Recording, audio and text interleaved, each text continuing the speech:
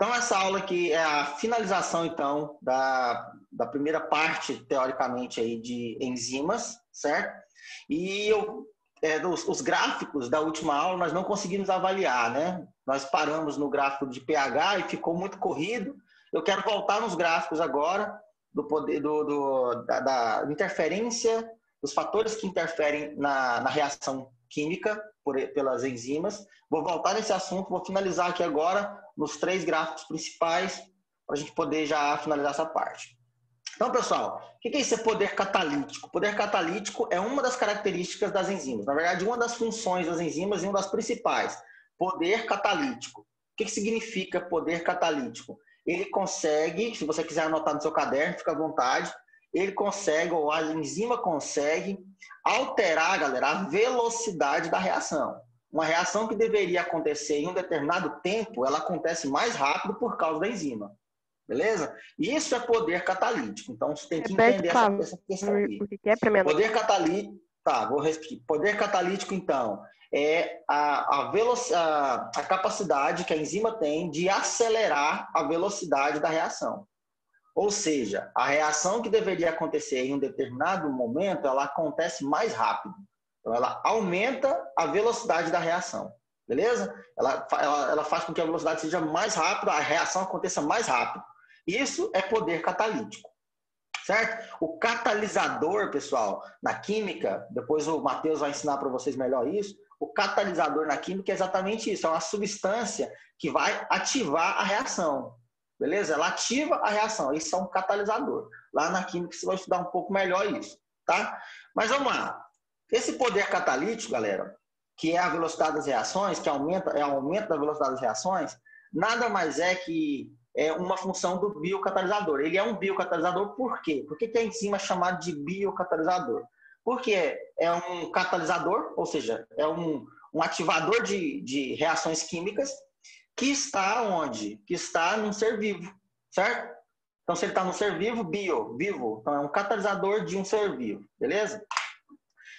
Eu já mostrei esse vídeo, depois eu quero mostrar alguns outros detalhes, não vou mostrar ele de novo. Mas o que acontece, galera? O que eu quero mostrar para vocês? Que as enzimas, elas regulam a atividade, a sua atividade, na verdade, elas são reguladas, as enzimas podem ser reguladas através de 3 fatores. 3 fatores que vão regular a enzima. O que é regular? Fazer com que ela fique mais ativa ou menos ativa. Isso é regular. Então, se ela é um catalisador, se a enzima é um catalisador, ela vai ativar a velocidade da reação, ela vai melhorar a velocidade. Então, se eu melhoro a velocidade, certo? Eu tenho condição, então, de fazer com que aquela reação aumente, consiga ser mais rápida, certo? E isso, como que a enzima faz? Através de 3 processos básicos, de três vias básicas de regulação. Como que eu regulo uma enzima? Através da temperatura dela, que ela está agindo. Eu regulo a enzima através do pH que ela está agindo. E também consigo regular a enzima através da concentração do que a gente chama de substrato. Substrato é o quê, galera? É a substância química que vai sofrer a ação da enzima. Então, qualquer substância que a enzima chega, se liga, e ela sofre uma ação, ela sofre a ação dessa enzima, como é que eu chamo isso? Eu chamo isso de substrato. Beleza? Então, o substrato, na verdade, ele vai ativar, então, as reações químicas. Só arrumar aqui o modo de apresentação, só um minutinho. Então,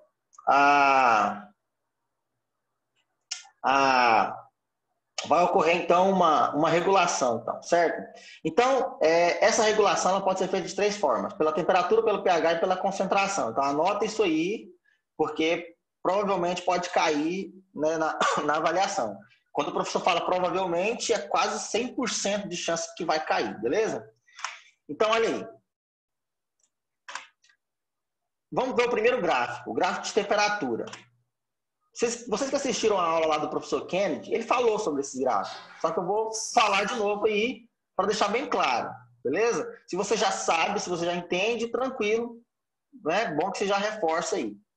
Então, pessoal, olha aqui, o que esse gráfico está dizendo? Nós temos que avaliar o gráfico. Uma das coisas é aprender a ler esse gráfico, né? Então, olha aqui, eu tenho essa linha aqui, pessoal, ó, ela está mostrando a velocidade da reação.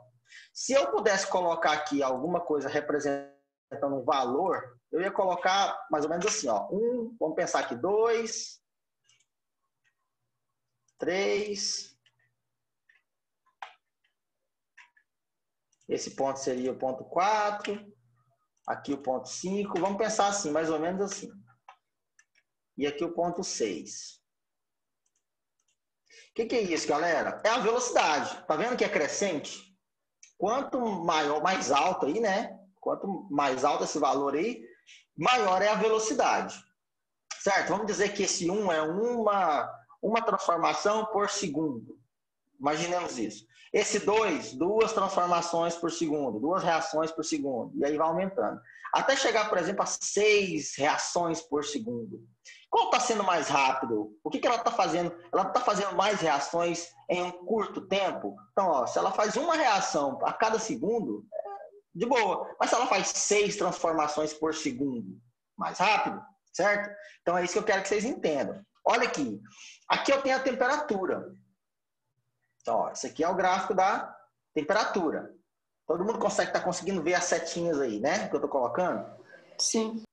Então tá, então aqui é o gráfico da temperatura. Aí, ó, aqui na temperatura já está graduado. 0 grau, 10 graus, 20 graus, 30 graus, até ali os 70 graus. Então, se você pensar, essa linha verde é a linha que está representando a ação da enzima, a velocidade dela. Então, por exemplo, vou pegar aqui um ponto. Vou marcar um ponto para vocês aqui, ó. Vamos dizer que esse ponto aqui, ó, um ponto embaixo aqui. Olha aí a ação dela nesse ponto, galera. Se eu traçar uma reta aqui, ó, aqui que vai estar a velocidade dela, ó. E aqui vai estar a temperatura dela. Matemática, vocês veem muito isso, né? Eu tenho certeza que vocês já viram isso aqui na matemática. Gráfico. Então, conforme eu vou colocando aqui, galera, eu posso ir anexando esses pontos. Olha, conforme vai passando a temperatura, olha aqui, vamos a 30 graus. Vamos pegar aqui a 30 graus. 30 graus. Eu tenho essa velocidade. Certo? Olha aí, ó. A 30 graus eu tenho essa velocidade. Mas aí, galera, eu tenho essa velocidade aqui, ó. Esse ponto aqui em cima, que está a 40 graus, e olha a velocidade que ela tá alcançando a esses 40 graus. Olha aí, quase o máximo do gráfico. Certo? Olha a velocidade. Então, ela está aumentando a velocidade conforme vai passando o tempo. Olha aí, ela aumentou. Eu estou aqui a 40 graus agora.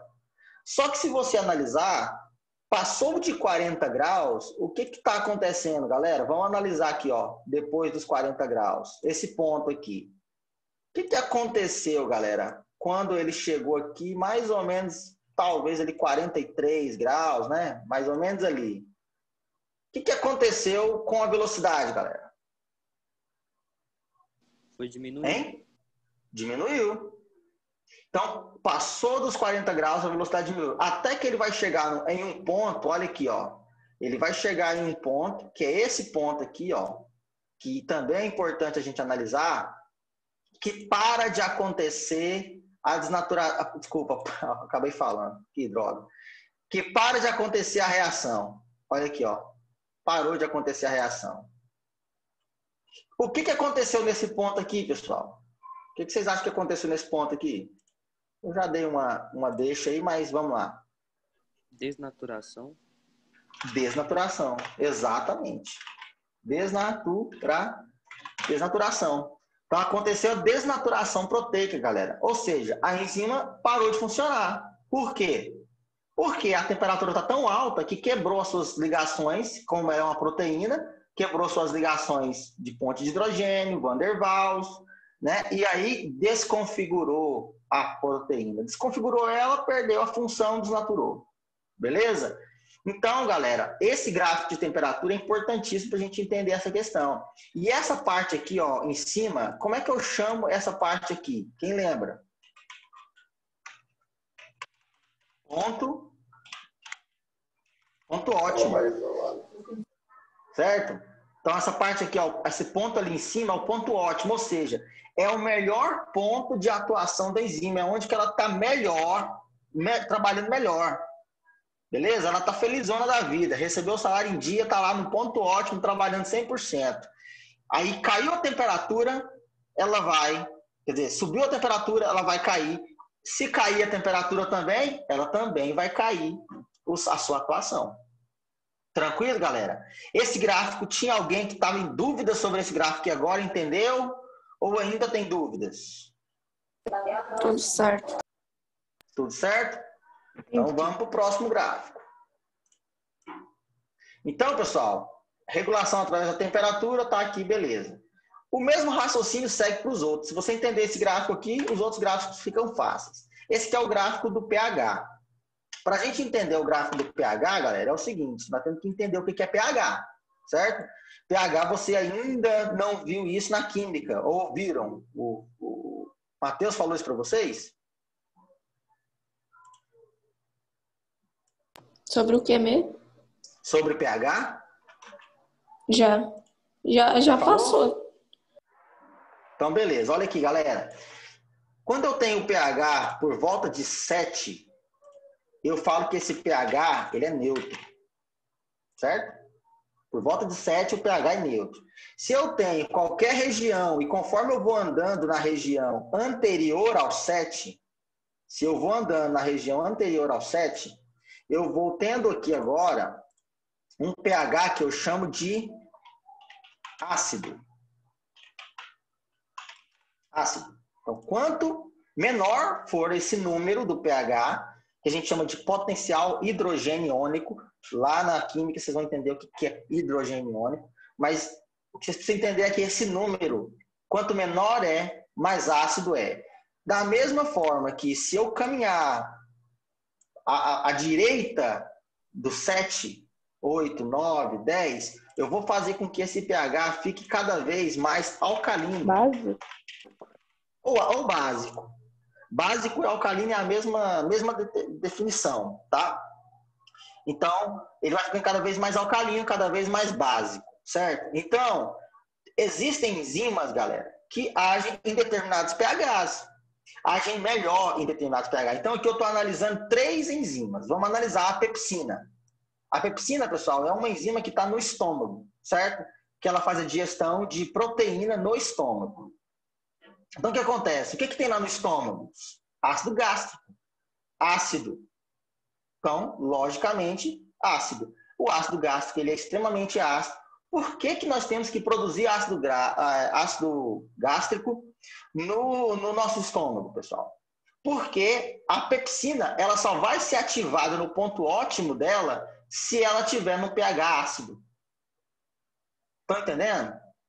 Se o pH estiver básico, galera, não vai. Quando o nosso estômago está sem comida, ele está no pH básico. Está lá, no 7. Se ele estiver lá no 7, vamos imaginar que o nosso pH continue 7 lá no estômago. Olha aqui, ó. Ele vai estar nesse ponto aqui, ó. Aqui é onde vai estar a velocidade dessa enzima. Analisa o ponto aí, galera.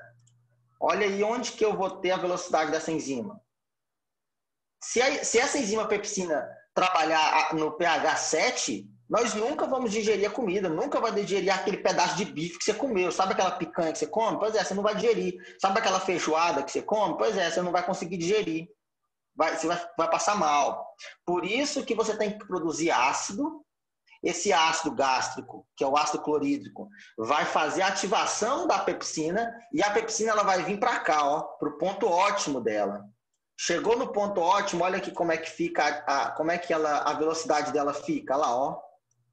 Olha lá, ó. O pH dela é por volta de 3, né? 2,9 e tal. Olha aí como é que está a ativação dela, o ponto ótimo dela. Então, ela está trabalhando no ponto máximo, no máximo que ela pode, ali no pH mais ou menos 2,9, 3. Entendeu? Aí ela fica ativada. Da mesma forma que se o pH reduz mais, fica mais ácido, ela também perde ação. Se ficar mais básico ou mais neutro, também perde.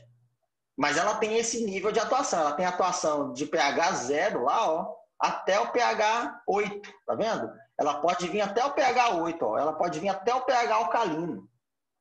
Então ela pode ser ativada no pH alcalino? Pode. Tá vendo que não ocorreu desnaturação aqui. Não ocorreu desnaturação. Ela simplesmente foi ativada e foi desativada. Beleza, tá? Então, aqui no pH 8 ela ainda está ativa, mas o ponto ótimo dela é onde? No pH 2,9, mais ou menos, né? Ponto ótimo. Beleza? Então, vamos lá. Amilase salivar. O gráfico vermelhinho aqui, ó. Como é que tá ela? Olha aí, pessoal. O gráfico da amilase, ela tá mais ou menos aqui aonde? No pH 7, ó.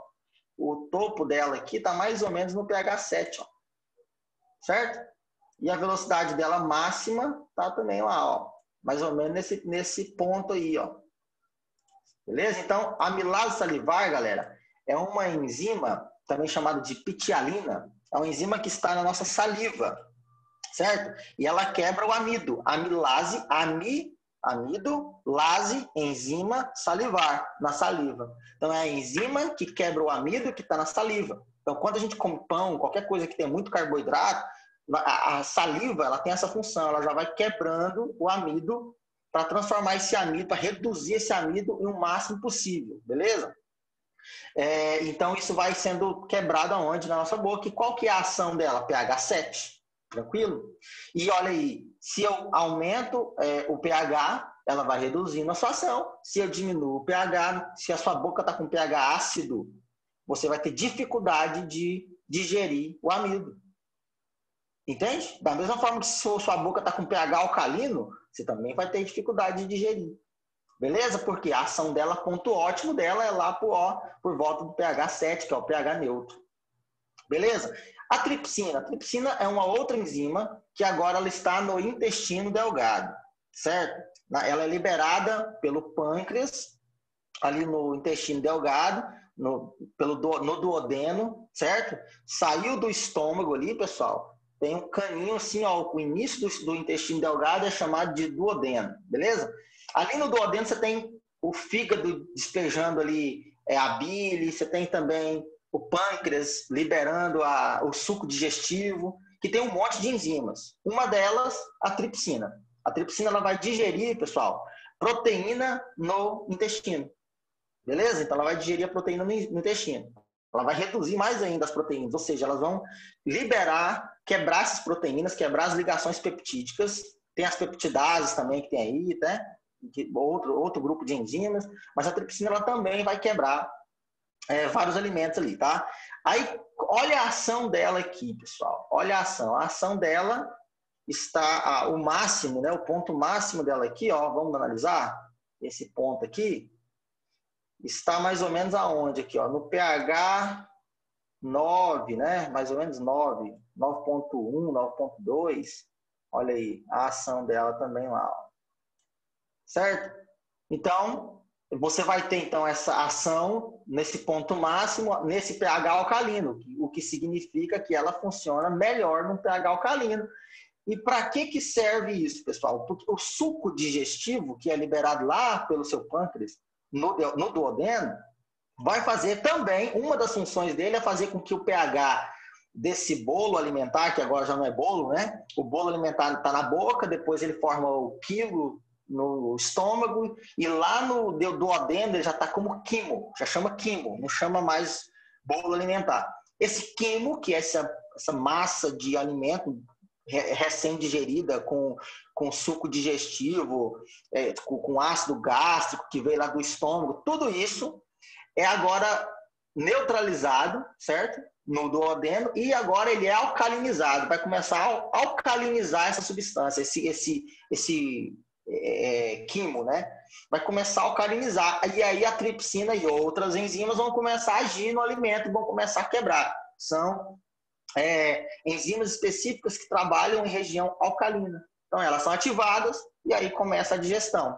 Beleza, pessoal? Então, aqui tá mostrando até o pH 12, né? Porque assim, teoricamente é o máximo que no intestino a gente consegue, através do suco gástrico, do suco digestivo, desculpa. Então, pH 12, então ela vai reduzindo a sua ação conforme vai aumentando o pH mais do que 9 ali, né? E também, se tiver menor, se tiver mais para o lado neutro, também vai reduzindo. Tranquilo, galera? Dúvidas sobre esse gráfico? Posso passar para o próximo? Tá tranquilo? Pode passar pro próximo. Pode. Então vamos lá, deixa eu apagar o quadro aqui. Então, pessoal, próximo gráfico, que é o que a gente nunca dá tempo de falar, agora vai dar. Reação, a velocidade da reação ela também pode ser regulada pela concentração de substrato. O que é isso, pessoal? Vamos lá. Para você ter uma reação enzimática, você precisa ter o substrato agindo, recebendo a ação da enzima. Vou voltar aqui no slide lá atrás, para a gente entender melhor isso aqui.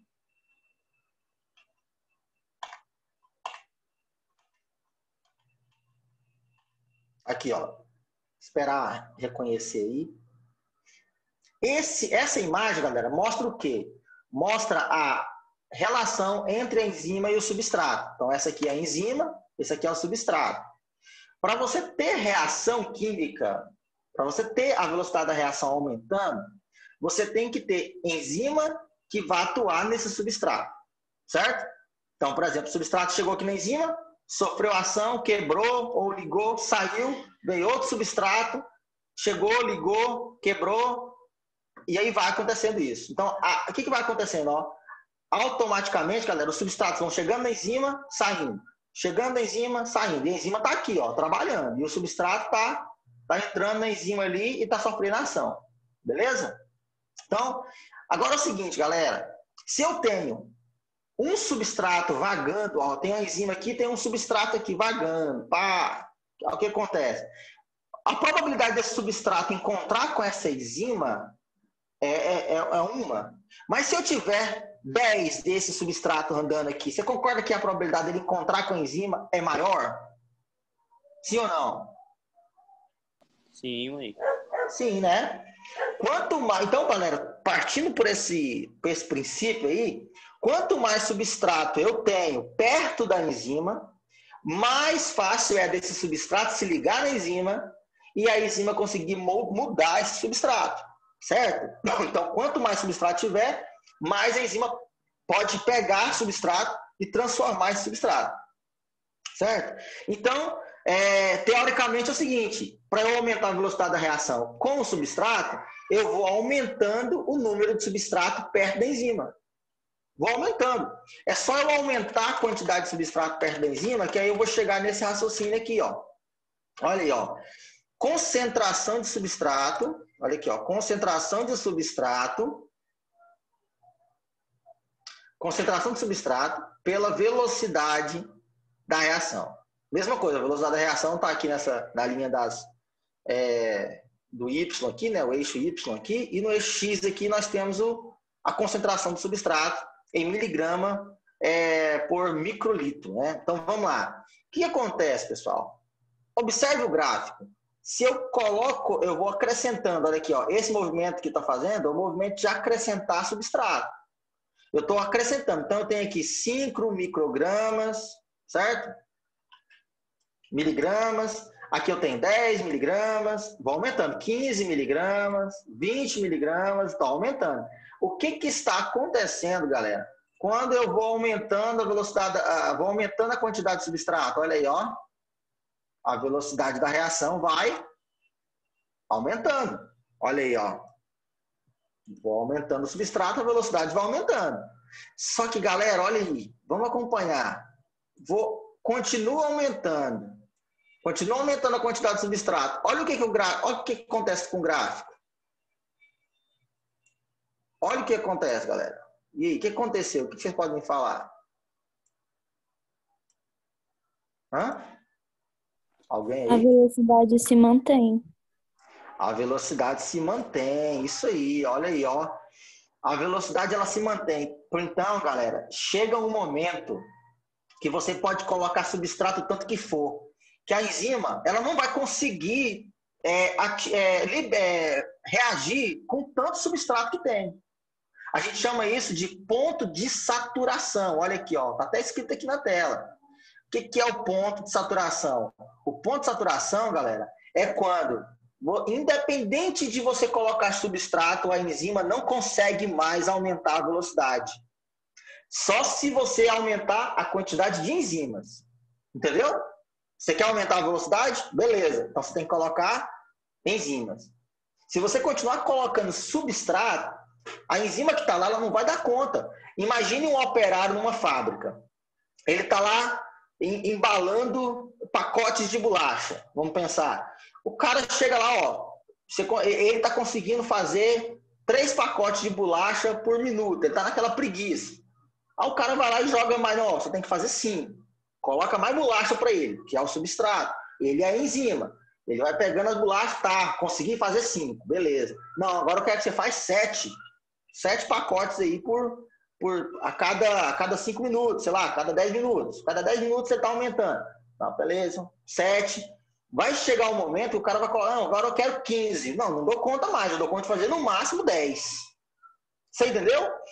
Aquela enzima, que é o operário que eu estou falando para vocês, as bolachas são ali o substrato, certo? E ele vai conseguir transformar, embalar essas bolachas, no máximo 10 pacotes. Não adianta colocar ali mais bolacha, que ele não vai dar conta de embalar mais. Ele pode ser mais eficiente possível, ele não vai conseguir embalar mais que 7 a cada 10 minutos. Entendeu o que eu estou falando? Aí, como é que eu faço para aumentar a velocidade, galera? O que vocês fariam nesse caso? Colocaria um ajudante, certo? Pegaria outro embalador, colocaria junto com o cara lá, aí sim eu conseguiria aumentar. Aí eu conseguiria transformar. Se eles conseguem 7, uma pessoa consegue 7, 2 pessoas, teoricamente, 14 pacotes. Então, se eu quero aumentar a velocidade, eu tenho que aumentar a quantidade de enzimas. Porque chega um momento que satura, a enzima não consegue mais passar daquele ponto da velocidade dela. Então, ela vai chegar no limite, vai saturar, que é exatamente isso aí. O ponto de saturação da enzima é quando ela atinge o máximo de transformação em um determinado tempo. Galera, tem 4 minutos. Se vocês quiserem fazer alguma pergunta, na verdade 3, se vocês quiserem fazer uma pergunta aí, eu já terminei o que eu precisava falar. Então, quando chega no ponto de saturação... Vamos ficar por aqui. Essa foi a aula de enzimas. Então, espero que vocês tenham entendido, beleza? E aí a gente se encontra na próxima aula aí. Amanhã nós vamos nos encontrar para tirar dúvidas e corrigir os exercícios, tá? Esses exercícios nós vamos corrigir amanhã, na hora do pós-médio. Então, aguardo vocês lá às 3h50. Até mais, pessoal. Fique com Deus.